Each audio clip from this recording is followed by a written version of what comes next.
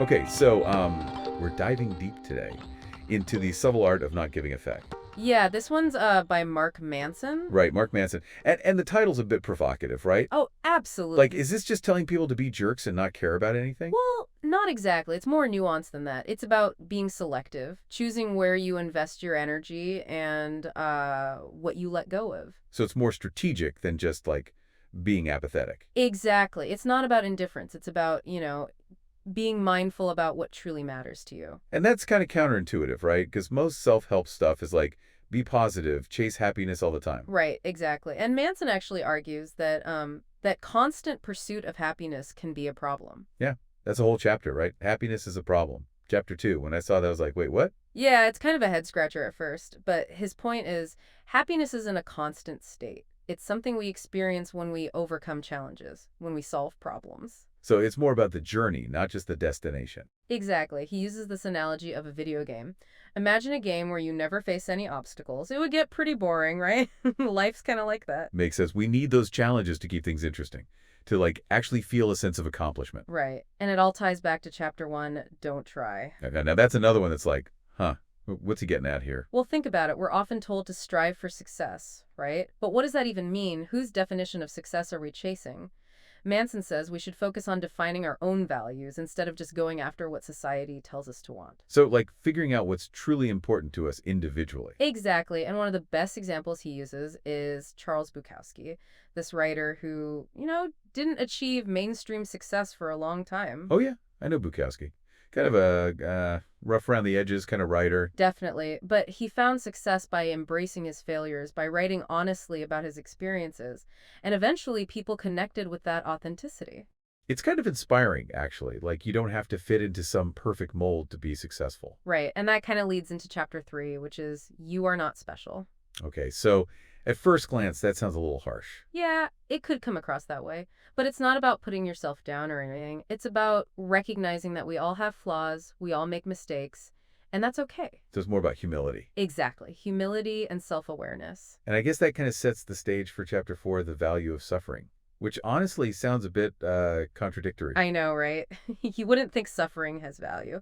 But Manson's point is that accepting the inevitable struggles of life, that actually allows us to choose values that lead to real growth. Okay, so explain this value of suffering thing a little more, because I'm not sure I'm fully grasping it. Sure, think about it this way. If we never experience any setbacks, any disappointments, would we ever really appreciate the good times? Would we develop resilience, learn from our mistakes? Okay, I see what you mean. It's about like reframing how we view those tough times, not seeing them as purely negative, but as opportunities to grow. Exactly. And it connects directly to the next chapter. You are always choosing.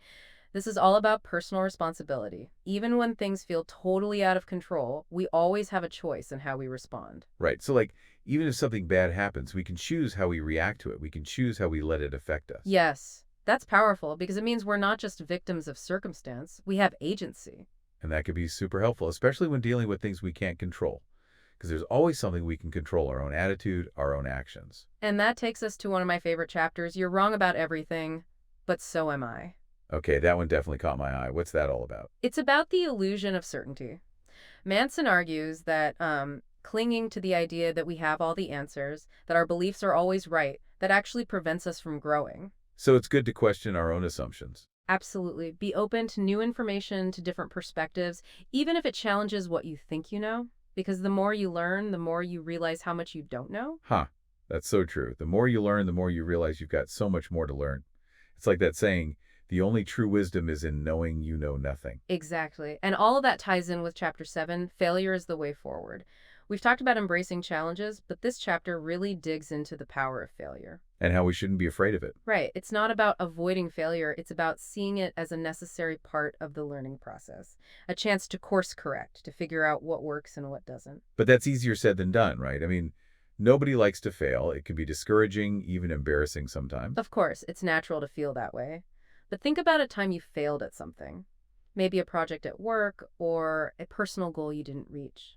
Yeah, I can think of a few. Okay, so what did you learn from those experiences? How did they help you grow? Well, I definitely learned to be more adaptable, to not give up so easily, and to like ask for help when I need it. See, Those are valuable lessons. And Manson's point is that those lessons are often more valuable than whatever success you might have achieved if you hadn't failed along the way.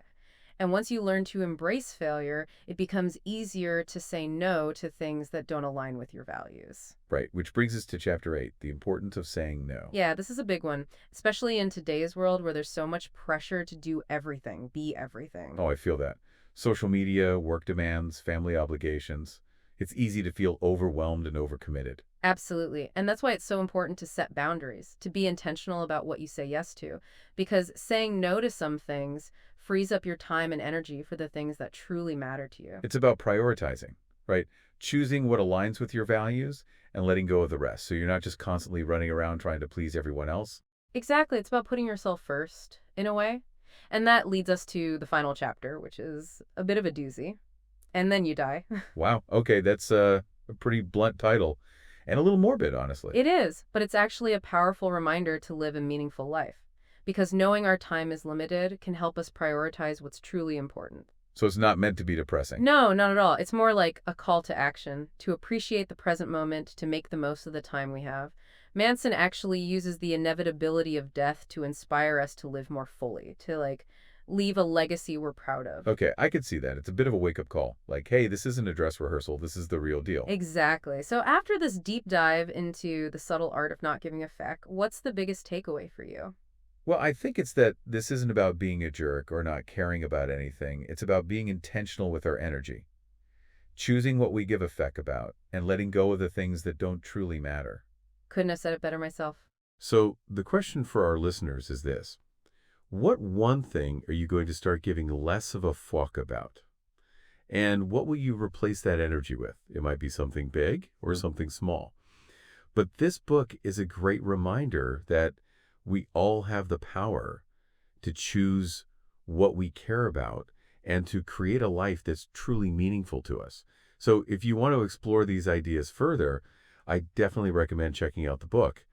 It's a thought-provoking read, for sure.